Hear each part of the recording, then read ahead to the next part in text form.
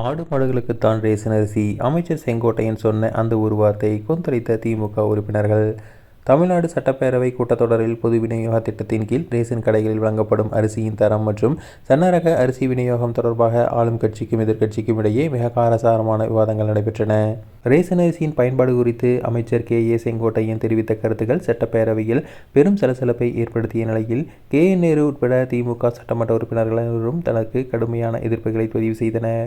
சட்டமன்றத்தில் பேசிய திமுக உறுப்பினர் நேரு, திராவிட முன்னேற்றக் கழக ஆட்சிக் காலத்தில் பொது விநியோக திட்டம் உலக அளவிலும் தேசிய அளவிலும் பாராட்டை பெற்றுள்ளதாக சுட்டிக்காட்டினார்.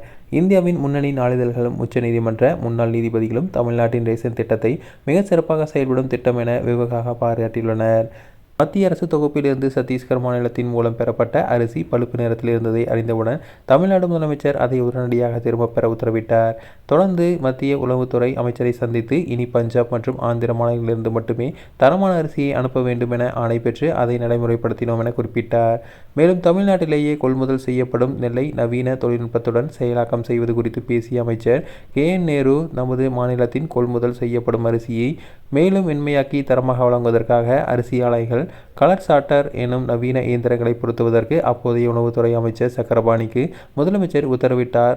இவ்வளவு கட்டமைப்பு நடவடிக்கைகளும் மக்கள் நலன் சார்ந்த பணிகளும் மேற்கொள்ளப்பட்டு வரும் நிலையில் ஏழை எளிய மக்கள் வாங்கி சாப்பிடும் ரேஷன் அரிசியை ஆடு மாடுகளுக்குத்தான் போடுகிறார்கள் என ஒரு மூத்த சட்டமன்ற உறுப்பினர் கொச்சைப்படுத்தி பேசுவது எந்த விதத்தில் நியாயம் என ஆவேசமாக கேள்வி எழுப்பினார்.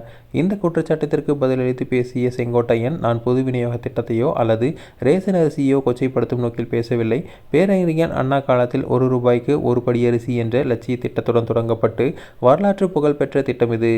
ரேஷன் அரிசியை பொதுமக்கள் அனைவரும் முழுமையாக பயன்படுத்த வேண்டும் என்பதுதான் அரசினுடைய நோக்கமாகவும் இருக்கிறது.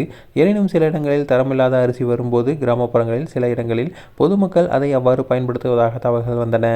அந்த குறைபாட்டை அரசின் கவனத்திற்கு கொண்டு வந்து மக்கள் விரும்பி சாப்பிடும் சன்னரக அரிசியை ரேஷன் கடைகள் மூலம் முழுமையாக வழங்க வலியுறுத்துவே நான் அவ்வாறு குறிப்பிட்டேன் என தனது தரப்பு விளக்கத்தை அளித்தார்.